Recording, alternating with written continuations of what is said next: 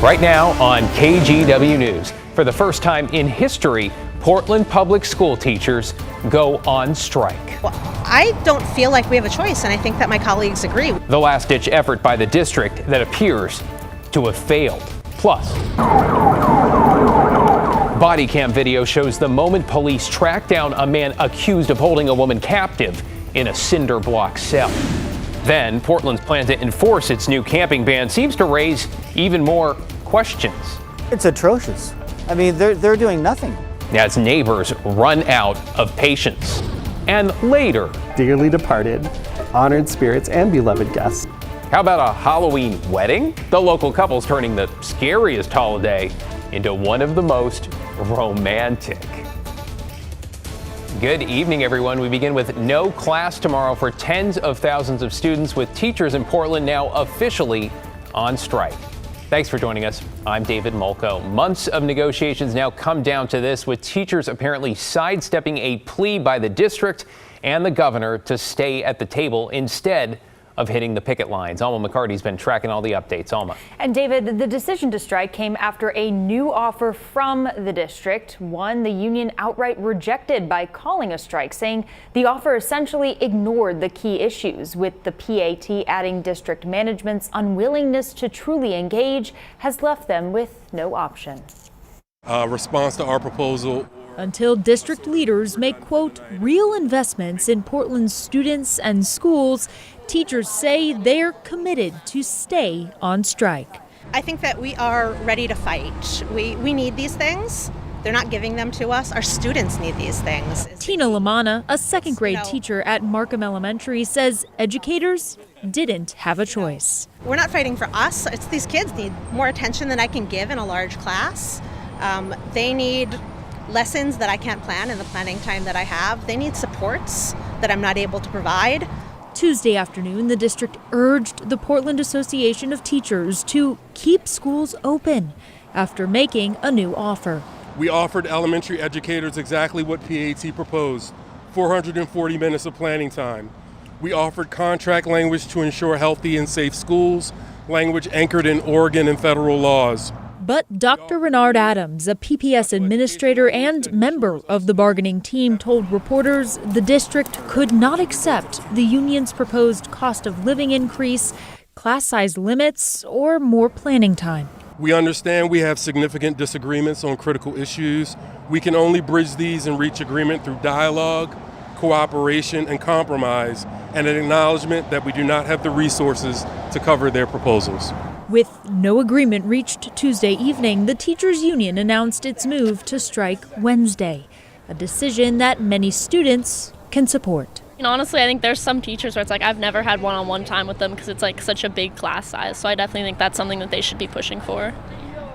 I agree with that. I also feel like the teachers need to be working with like the kids one-on-one. Like personally for me, I struggle with some like topics, and like I need to be able to like work with the teacher, but there's always so many students that also need help, so it's kind of conflicting.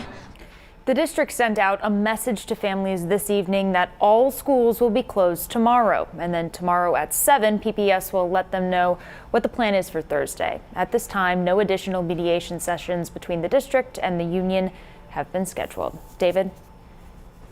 So much uncertainty here for so many families as we head into day one here. Thank you, Alma. Meanwhile, we checked with the district on some of the most common questions we are getting from you about the strike. We found out the buildings themselves, yes, they will be closed during the strike. Most extracurriculars will also be canceled. Varsity sports really the exception here. They will continue with both practices and games. The district will still provide some meals. Check the district website for pickup locations there. It seems any classroom days as well that are missed will have to be made up eventually. We will continue to follow negotiations closely and keep you updated if an end to the strike is in sight. We'll be there tomorrow morning as teachers hit the picket lines for the first time. Look for updates starting at 4:30 on Sunrise and throughout the morning, and of course online anytime at KGW.com. All right, let's take you outside on this Halloween. Hope you really enjoyed that dry day and the golden light, because you know what? It is all about to change. Chief Meteorologist Matt Zafino tracking what is headed our way. Matt, would you call it a trick or a treat? Well, it's going to be a trick if you're not ready for some rain and heavy rain. It's a treat if you're counting on our fall rainfall being abundant, right? But what a great Halloween night. I hope you had a good night out there, safe and happy with the candy in the bags and the kids safe and home. Here's a look at the Telecom Crossing Bridge with its colors tonight. 52 degrees too, so it's a warm night compared to where we've been the last several evenings. Quite a bit warmer, which has been great for all the kids and the parents that are out there with them this evening. Still 52 in Portland, 43 in Hillsborough, so a little bit cooler down the valley, but still very pleasant for a Halloween here in the Northwest. Let's check Doppler radar. Haven't had to do that in 6 days. That's how long our dry streak has been. And there's not much showing up yet, but there will be tomorrow. Just a few little spots and speckles offshore. Look at our rainfall forecast. Beginning at 2, this is up until 2:30 tomorrow afternoon. So this is when the rain just barely begins, just 1/100th of an inch, 2:30 on Wednesday. From then into Thursday afternoon, we're upwards of an inch in Portland and more as you get up towards Longview, a couple inches possible out on the Oregon coast. And this is just the first wave. So we are going to see a lot of rain. Gets heavy Wednesday night and Thursday morning. Then again, Friday night and Saturday morning. We'll talk more about the amounts, the timing of it all a little bit later on. David, back to you. Welcome to November. Thank you. Exactly. Let's get you caught up on tonight's other headlines now. One man is dead following a shooting and police chase that started in Salem.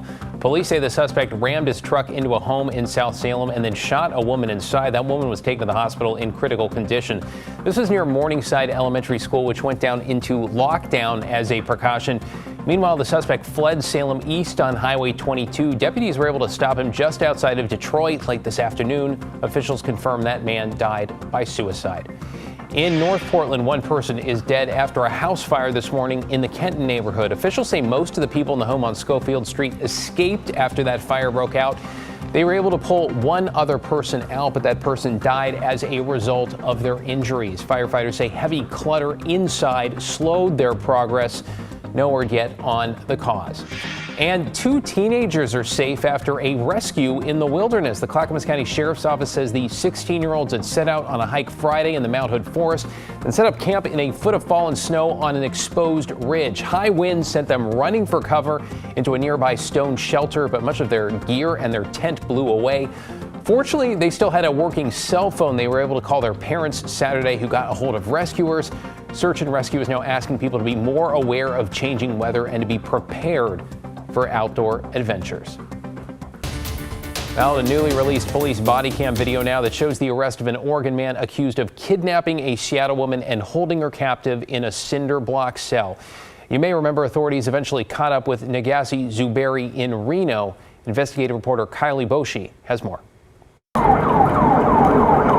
Newly released video shows police racing to the scene with guns drawn. Get your hands up! After officers located a kidnapping and rape suspect from Oregon in a Walmart parking lot in Reno. The body cam and dash cam video from July has been heavily redacted. For all units on scene, engage in that copy.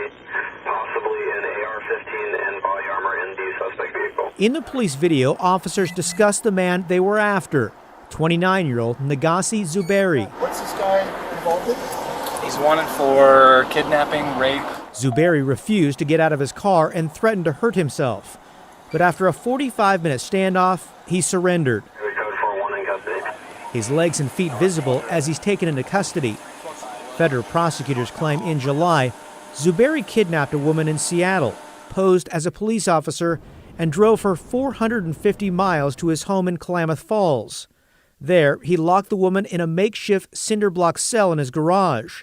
The woman escaped, the FBI said at the time, by beating down the cell. The victim's focus, actions, and her will to survive triggered a law enforcement response that may have actually saved many other women from a similar nightmare. Since his arrest in July, Zuberi has been charged in a separate case.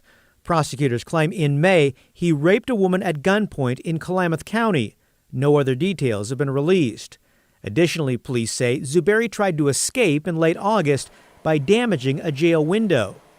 The FBI says Zuberi has multiple aliases and has lived in 12 states over the last decade. He's being investigated in connection to at least 4 other sexual assaults in 4 states, according to federal agents. And when searching his home, the FBI claims a note was found suggesting he had plans for other assaults. Kyle Aboshi reporting there. Zuberi is currently being held in jail in Southern Oregon. His federal trial is scheduled for December. You're watching KGW News. Straight ahead at 11, why details from the mayor and police chief on how and where they plan to enforce the city's daytime camping ban seem to be raising more questions.